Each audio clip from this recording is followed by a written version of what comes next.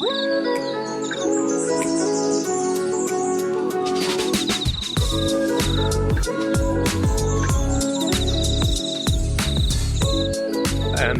I think I had to come to a thing where I said, stuff it.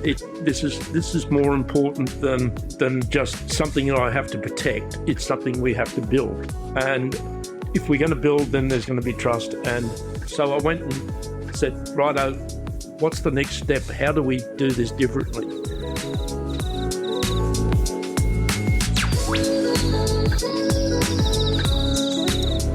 Welcome to another episode of the Agroecology Radio Hour, your monthly podcast that explores the issues of food sovereignty in the Australian landscape. I'm your host, Lucy Ridge, speaking to you from the unceded lands of the Ngunnawal and Ngambri peoples. We have been known for 15 years as the Australian Food Sovereignty Alliance, but at our recent convergence, we collectively decided to change this to the Agroecology and Food Sovereignty Alliance, maintaining our acronym without the acrimony of its colonial namesake. This is just one of the ways in which AFSA is committed to continuing our decolonial work and political formation. Last year, we transitioned away from hierarchical terms such as president in our committee structure, instead appointing focal points. Another recent decision is to open up AFSA's decolonial circle to all members to deepen decolonial work and political formation to address fascism and racism. We also committed to publicly positioning AFSA's anti-fascist, pro-migrant stance and name the risks of right-wing co-optation in food system spaces. We will keep working to transform community gardens, libraries and food hubs into safe, anti-fascist third places where belonging and resistance can grow together. In our last episode, we spoke to Chris Smage about small farms, local food economies and the importance of positive storytelling. This month, we're speaking with Alan Smith and John Monaghan of Rocking Chair Farm, which is a diverse regenerative farm in the Hunter Valley region. It produces Angus beef, Australian white lamb, chooks, hops and veggies, and they sell directly to customers in their region and beyond. Rocking Chair Farm was formed over many evening beers, wines and delicious dinners by Alan and John, with the concept of creating a place where John could find a new way of farming for the future and Alan could test and trial the methods of regenerative agriculture he learnt in college. Rocking Chair Farm is particularly unique in the structures that John and Alan have developed in relation to the succession planning of the property. And we'll get into the details of that later in this episode. But let me introduce and welcome John and Alan. Hi, how are you? Hi. First of all, I wondered if you could just share a little bit about where you are. We always sort of like to start things off by grounding ourselves in the place where our guests are. So I wondered if, you could maybe introduce yourselves one by one so everyone can hear what your voices sound like independently and tell us a little bit about where you are right now and what's happening on country there. I'm John Monaghan. I bought these properties about 25 years ago. I grew up on a dairy farm in Nowra and then worked for 41 years in the steel industry, taking on a lot of senior management roles through the steel industry. I was managing Newcastle steel making facility when the facility was closed in 99, and part of that process is I was supposed to get a package and leave. My wife and I decided to go farming at that time, and then the steelworks offered me a job running the mills. So I stayed in the steelworks, but my wife Diane and I decided to buy a property in the Dungog region, and that's where we started our farming journey for the second time. Excellent. Yeah, and Alan, if you could tell us maybe a little bit about your background and also where you are right now. Yeah, so we're recording this from our little cottage in Marshdale, just outside of Dungog. Basically on 240 acres here that me and John jointly own. As you've said, we're running cattle and sheep here, but it's all about diversity of what we're wanting to do with the farm and develop that over the years that we're working here. I come from, strangely, a furniture design background, but also I've worked in restaurants most of my life. So basically I came to farming through working in increasingly more challenging restaurants and sort of fine dining, which led me to sort of see the importance of the quality of the produce that we eat. and all the ethics and all of the hard work that goes into that. So that basically gave me an interest in how we grow our food. And the best way I found for learning more about that was to do it myself. Yeah, that's so interesting. I'm also a chef, so I also come from that restaurant and food culture background, and that's really what led me into food sovereignty and agroecology as well. But I guess, John, you were, even though you grew up on a dairy farm, your career was not in farming. So I wondered how your early career has sort of shaped the way you think about farming and the practices that you use now. Can you see any sort of direct lines that were linking you from then till now? I've got a scientific background. I'm a metallurgist by trade, but most of my work in the steelworks was in a senior management type roles, running very big businesses. When I first bought the farm, I very much was go and seek information, seek advice, and most of that came from agronomists and stuff who happened also to be selling a lot of product. I think what I learned over the next 15 years is I learned how to grow very good beef, but not make any money, because basically I was spending all the profits from the beef sales back into developing the land, and I don't think I really developed the land. I just think I took shortcuts to grow grass. So I initially bought one property in 99, and I was still working in the steelworks, and then I decided I could manage that first property, and so and still work. So I thought, if I'm going to retire on farming, I need another one. So I bought a second property, which is the Marsdale property, which we're now on. So when you sort of first started farming, you were using more sort of conventional farming practices. What was the inspiration to step more towards regenerative agriculture? And what did that sort of process look like on the ground? Basically, when Alan came over from England, and part of his journey was that he was on a backpacker visa, and he needed to get 3 months of work in the bush. So we arranged for him to get a job in Dungog, and he moved into our place for supposedly 2 weeks and stayed 9 months. Yeah, wow. And basically we had lots of conversations about the farm and the things over, as you said earlier, a number of beers and good wine and good food. The beauty was my wife's a very good cook, and Al's got a sort of chef background. So I don't know if you remember the program, The Cook and the Chef. Oh, very well, yes. Yeah, so that's the sort of deal that we had. So we had great meals and lots of conversations. So those conversations were around, farming's great, but it doesn't earn money. And if we're going to have it as an ongoing business and an ongoing thing that we can pass on, we've got to think about how we can turn that into a profitable business.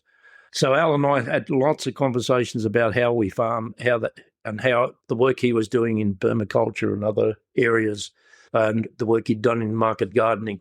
So that stimulated a lot of questions, a lot of discussions, and then I started doing some reading, and then we started doing some experiments on the farm over here. Yeah.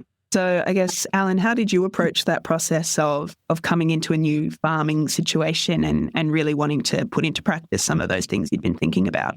Well, it was more, I don't know, I've always been inquisitive with other people and other environments and situations. I like asking questions. And I was growing vegetables for a restaurant in the UK. That was my job.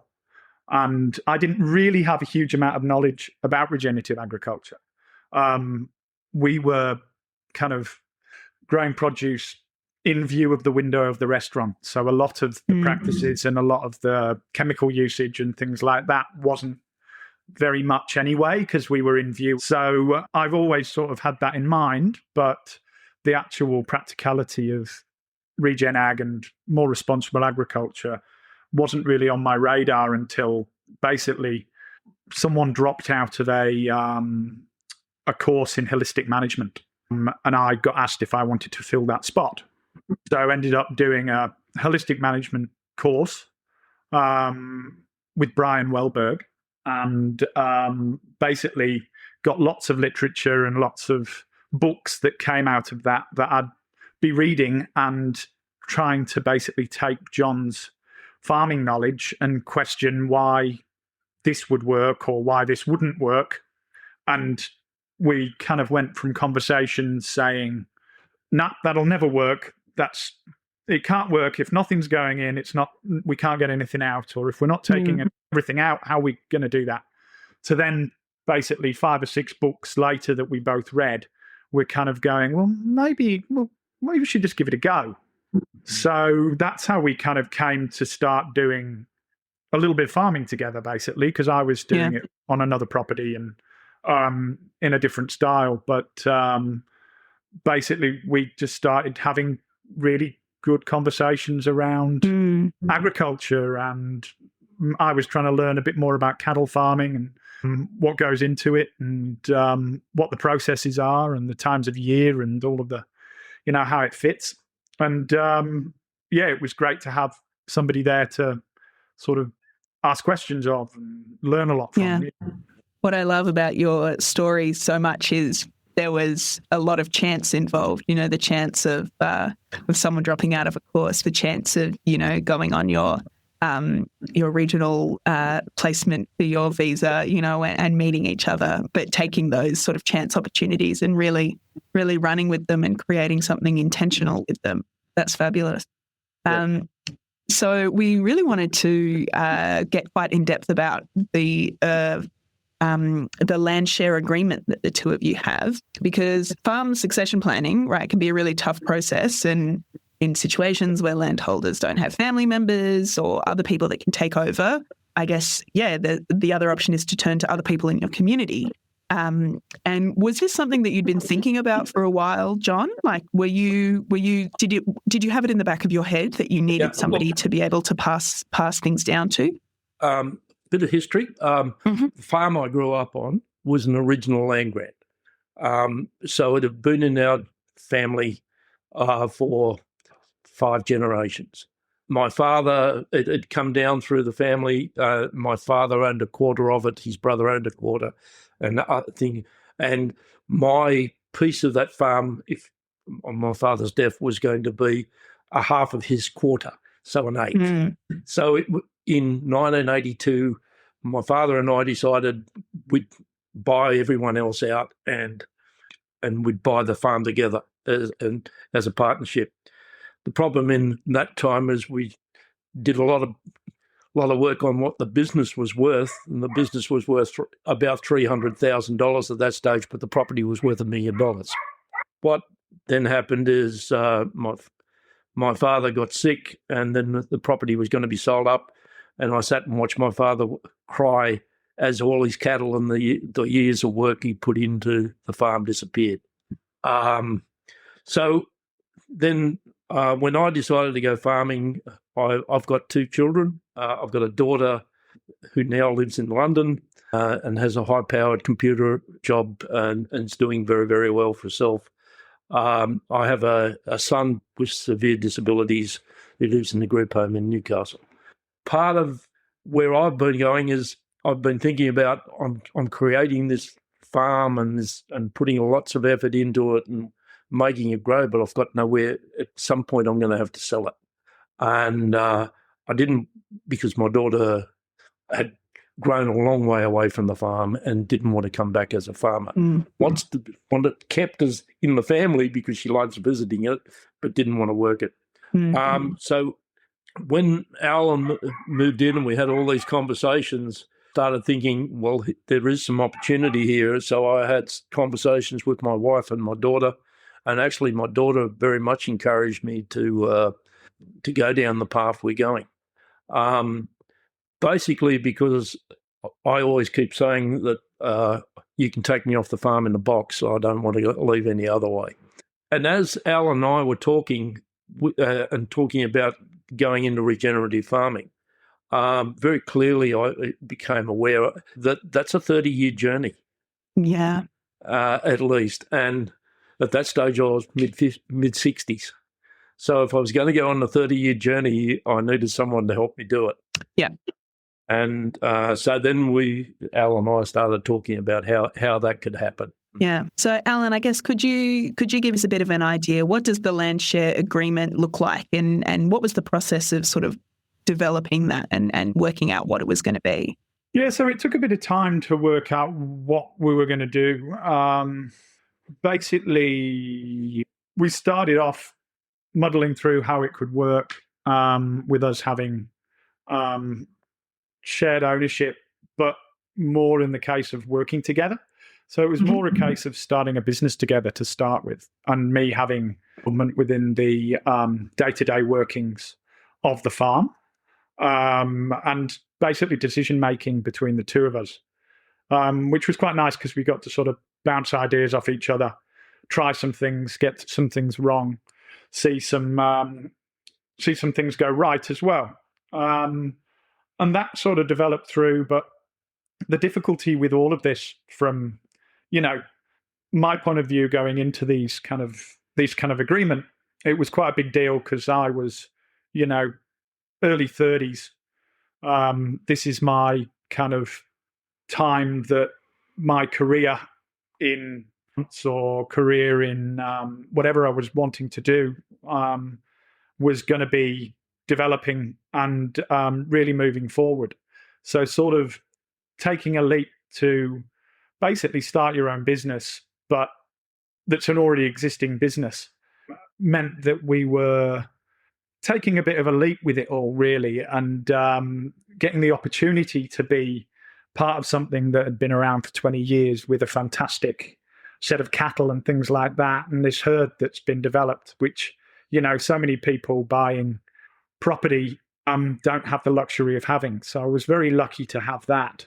But it was still quite a sort of scary idea of doing something that I'd not really done before. I'd not spent a lot of time around cattle. I hadn't spent a lot of time.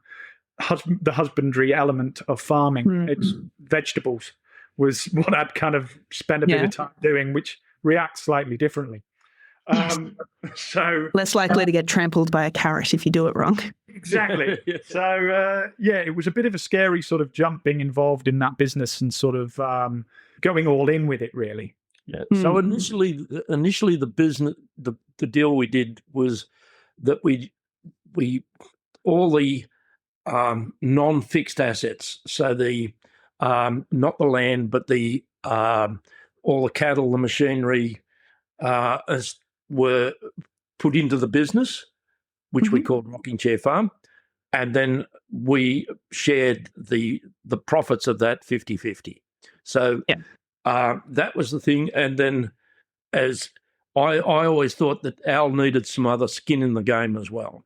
So part of where we talked about is Al having some long-term, let me get the words right, some long-term benefit by able to get some of the fixed assets. And that was half of the Marshall property.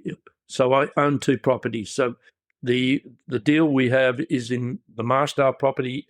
Where I live at home is separate, although it's the cattle and the machinery and stuff there is part of the Rocking Chair Farm business. But the agreement on sharing property is just their Marshall property. Okay, that's really interesting. And how do you manage sort of the trust that's required to, to sort of put together a deal that's going to last decades or unfold over a really long time? When we first started talking about this, I went and got some legal advice and some commercial advice, and they all told me I was crazy. Yeah, wow. Don't do it. They could come up with scenarios where all these scenarios where it wouldn't work. So where we went to initially is that I put in my will that Al, on my death, Al would get half, or us leaving the farm, Al would get half the farm.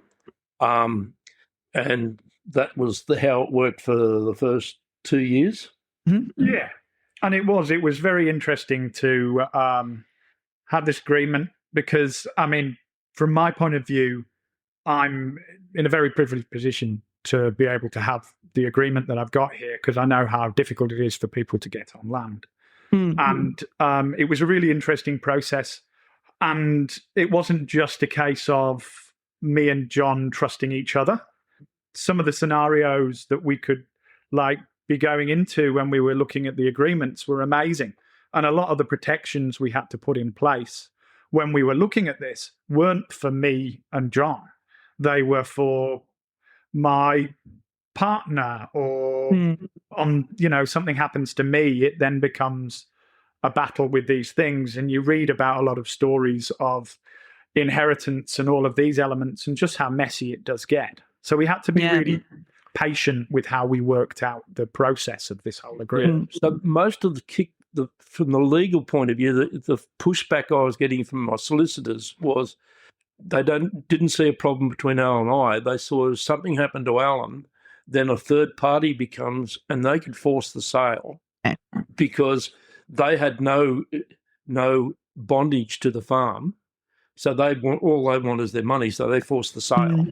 And then I lose what I'd been trying to build. Yeah. So it became very complex when we started looking at how it actually looked. It's still fascinating to try and explain or speak to people that I know around town. Understandably, most people still think that I work for John because it's just the accepted way that things happen in agriculture. You have an older farmer and somebody who's working for them and learning the ropes.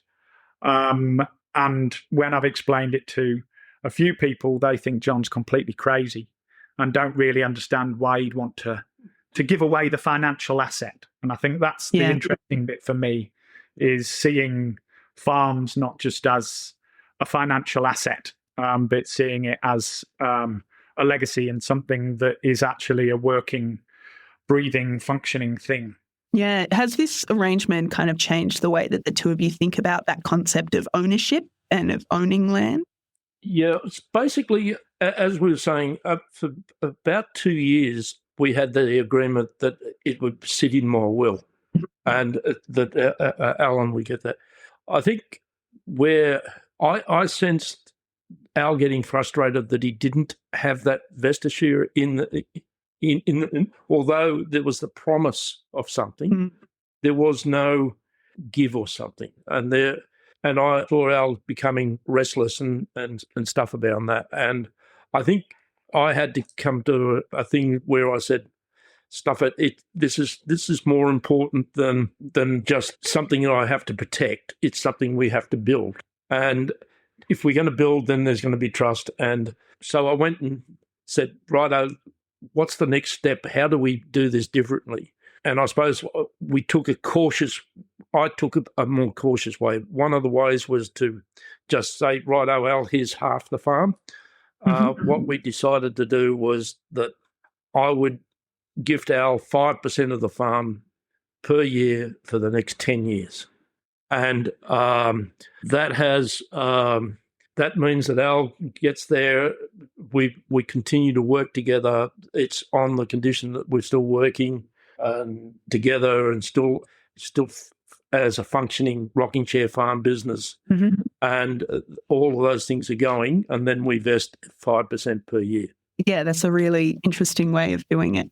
And is that working for you now? Do you think that's going to be the model moving forward, or is it still changing and progressing? This is the 3 years.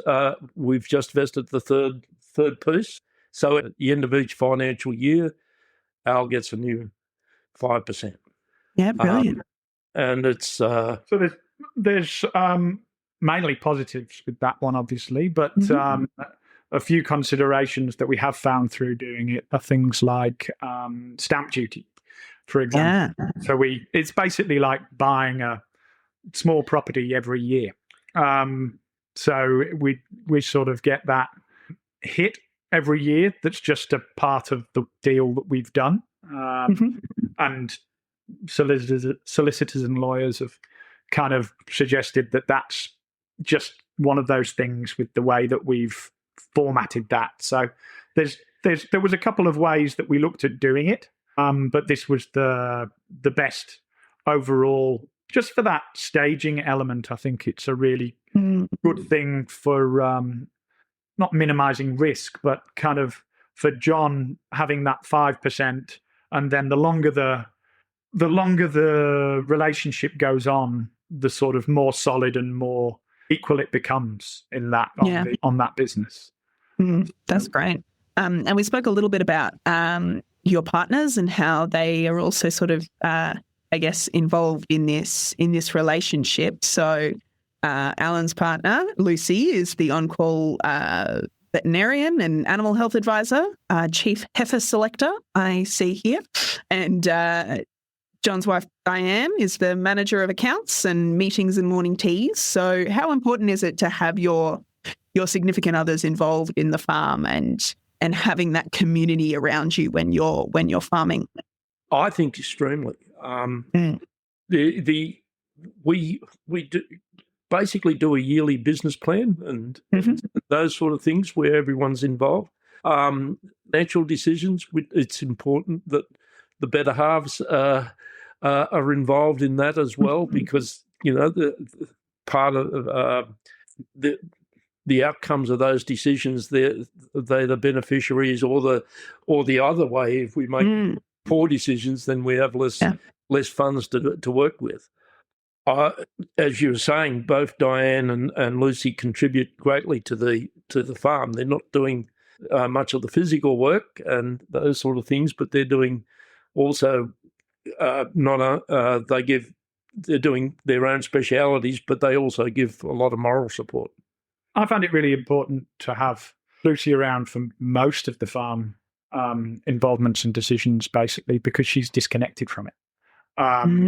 She's very much involved, and she does, a lot of work with the sheep, with the cattle, with all of things, and she loves doing it. But also, with all businesses, there's disagreements, and me and John will have different ways of looking at something. What I find Lucy does fantastically well is be there so that she can help me structure a way of best putting my opinion across to John, or she very much works in that middle space as a level, sensible head, as so often women do. Yeah, offering a bit of objectivity. So one of the traits I have is, even in business, I pick people to work with who are very much my opposite. And Al and I are quite opposite in the way we think and the way we do things. I'm a driver. I just get in and do stuff. And although I'm very scientific in the way I want to do stuff and how I set things out, once I've made my mind up, I just do it. Where Alan is very planned, very considered in the way. So sometimes we clash over that. Yeah. And have a mediator. It's not mediators, but allow us to go and sit back and think about those things is important. And I think we come out with good solutions from that as well. Yeah. So it's got to be a strong relationship in that sense of working with people every day. It's very much one of those. It takes time to develop these kind of businesses and work out where you want to be and what the outcomes are as well. And that's why things like the business planning and things like that are so important, because we're very clear about what we want the outcomes to be, whether that be financial or whether that be what we want to get out of the herd, or what kind of traits we're looking for, what we want to develop, what we want the pasture to look like in 5 years' time. All of those elements are decisions that we have to make together. We have very different ideas or very different experience on how we get to that point. And so taking the time to have conversations and listen to each other is definitely something that we've both developed, I think, over the time that we've been doing the farm. And I think having some of those opposing views is really good, because it actually forces you to think deeply about what you are trying to do and how how that outcome is. So that's been important for us. Just going back a little bit, when we talked a bit about the the farm and the transfer of the farm. It's quite expensive. It costs us about $2,500 a year for it. We have to get the farm valued every year for stamp duty purposes. We have solicitors' fees, which are again about $2,500, and then we have stamp duty, which is again $3,000, something around there. So it's not a cheap exercise. We actually take that out of the farm. We use so normally that would be our would pay the stamp duty, but our agreement is we share all that. That's I think that's really important to note. Like, the system that we're in doesn't make this kind of arrangement easy, And I wonder, do you have any other advice that you would give to other landholders or other farmers who are considering a similar kind of agreement? Are there any sort of lessons that you learnt or pitfalls to avoid? I think you've got to know your person who you're going to do this and have spent enough time to gain enough confidence that that this isn't going to fall to bits in 12 months' time. You really do need to have that long-term consideration. You've also got to you need your family on side, especially my daughter, and she actually strongly encouraged this because, in a way, I'm giving away a very significant portion of her inheritance. Yeah. So this property is worth about $2.5 million, so it's a significant proportion. But my daughter is very comfortable with that because it allows the farm to develop. She actually thinks that she'll be better off long term because we'll develop a better business, which ultimately creates value. And I think that's something you've got to think about too. It's not static. If you just think about what's the value now, then you're giving something away. But if you think you're building something that is going to be bigger and better, then you're actually not giving away something. You're actually building something. Yeah. And as you said, it was, you're going on a 30-year journey. So you've got to think about what's it going to look like in 30 years. Yeah. And so a lot of our thinking and a lot of our talks are not about just how to run the farm, but how do we take a product and enhance that, and how do we do things differently so that we can create income in the future? You agree with that? Yeah, absolutely. Yeah, I think one of the big things is really taking your time with doing these kind of agreements. I think it's really important that John's so actively involved in what's going on the farm, and it's not just a case of I'm there to put fences in or do the manual labour elements and John's sitting back, it's almost the opposite most of the time here. And I think a lot of the key to our agreement and our relationship is the fact that it's constantly giving John something to drive forward to and giving him that purpose on the day. And to see him sort of get his teeth into those things is fantastic. So it's taking your time with things, but really picking and having people involved that have the same sort of passion. Although me and John have a very different approach to the day-to-day workings. I still work in restaurants, so I'm very much not getting home until 1 a.m, and then like the idea of going and looking around the farm and doing things and then getting into things once I've got going. John is getting going. He's been up since the time I got home.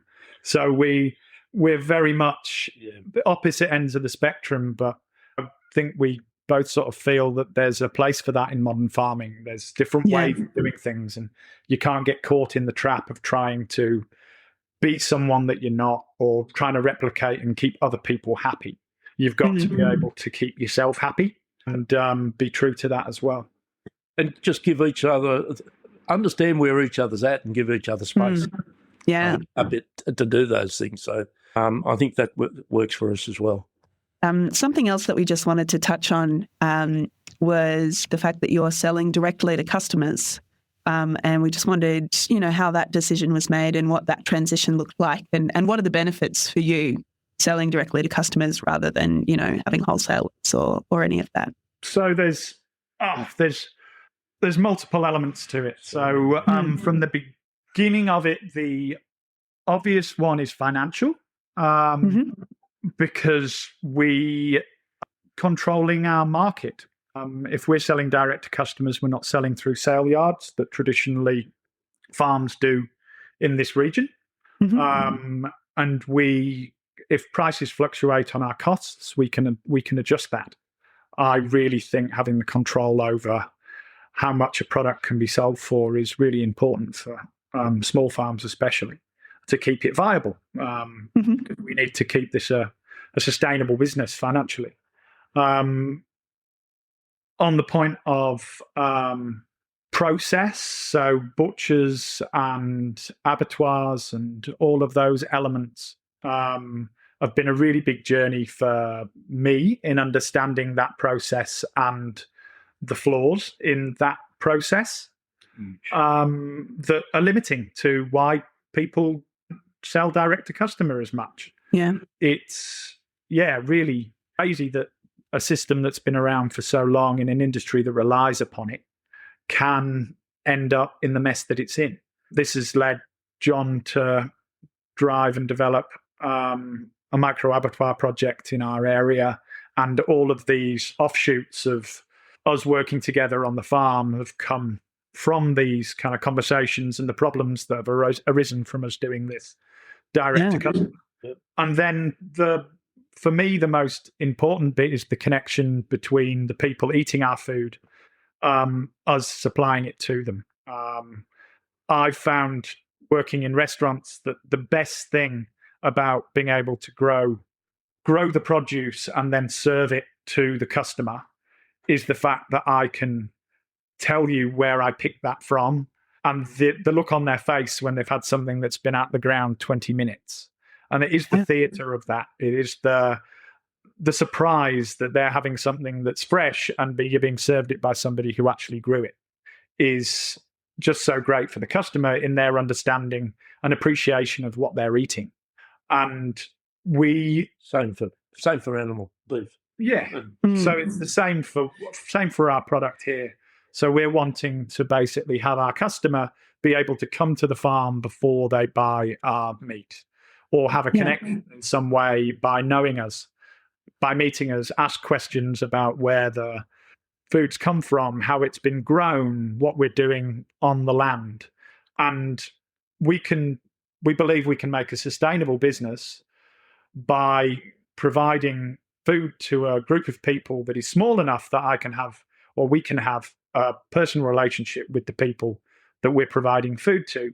And I think that that's really, really important. So we don't do online as much. We don't do big kind of push where we're going to ship meat out to you in other parts of the country. We kind of want to keep it local so we can actually provide meat directly where we deliver it. And I feel like there's enough market in our local community to be able to service that for multiple parts of our business, whether it be lamb, beef, whether we're selling eggs, whether we're selling, any products that we can make and develop over the years on this farm. What I love is just speaking to you, so much of your story is about relationships, right? It's relationships with each other, it's relationships with the customers, and then building that relationship with the land as well, which I think is really, really incredible. And for me, I suppose one of the huge offshoots and advantages for me out of this partnership with Alan has been we've become part of the regenerative farming community in the district, and that has led to building a lot of relationships with people 5 years ago I'd never knew, 5 or 6 years ago. And so the circle of friends and the people we associate with now has changed quite dramatically.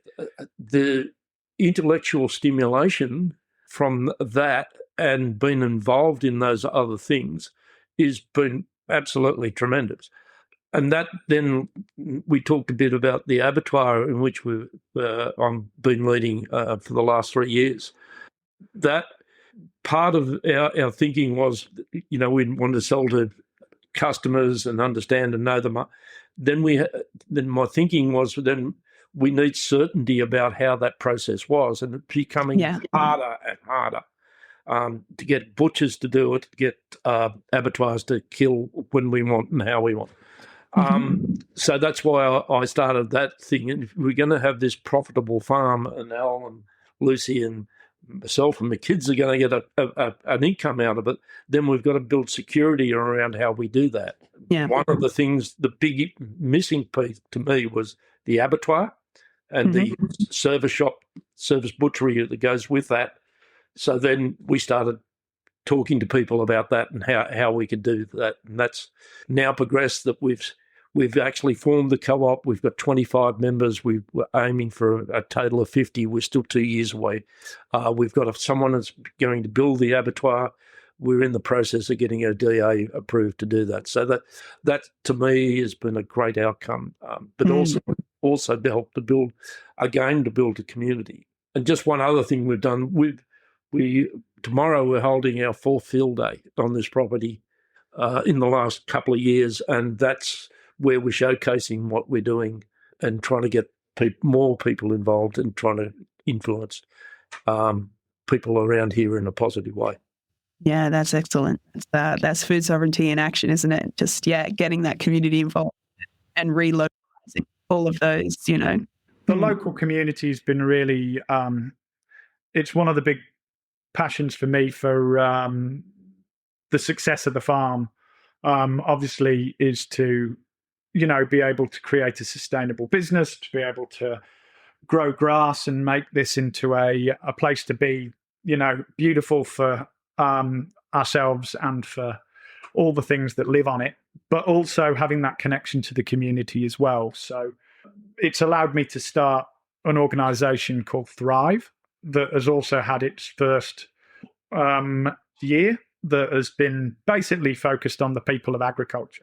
So we're holding events throughout the year that are basically focusing on the human element of agriculture and how that looks. And it was amazing to see some of the strongest feedback that we got from it were around a talk around mental health, which is something that you wouldn't expect from a farming festival. It was really fantastic to see some of the older farmers, some of the more conventional guys that had come along, actually be really impressed by some of the talks that were traditionally a little softer and a little bit more about people and feelings and things like that usually are shied away from. And it's more about grasses and cattle numbers and weights. And it was really good to see the community get involved and embrace talking about things that are human-centric and how important agriculture is to this community and lots of communities in regional Australia still, and need to be more important. Yeah. Well, it's been really wonderful chatting with you both and learning about, not only your own journey in coming together on Rocking Chair Farm, but also the ripples that have sort of spread from that relationship into the broader community. It's been really fantastic. Thank you both very much. Great. And look, if people want to contact us and talk further, we're more than welcome.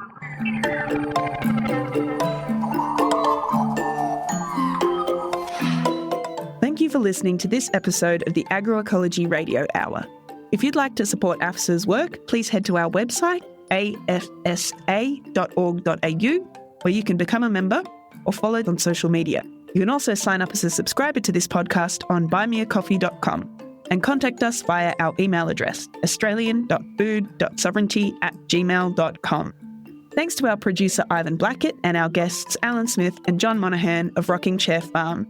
And as they said, they're very happy to be contacted. We'll put relevant links in the show notes if you'd like to know more about their work. And of course, please share this podcast with your networks to help grow the food sovereignty movement in Australia and beyond. Viva!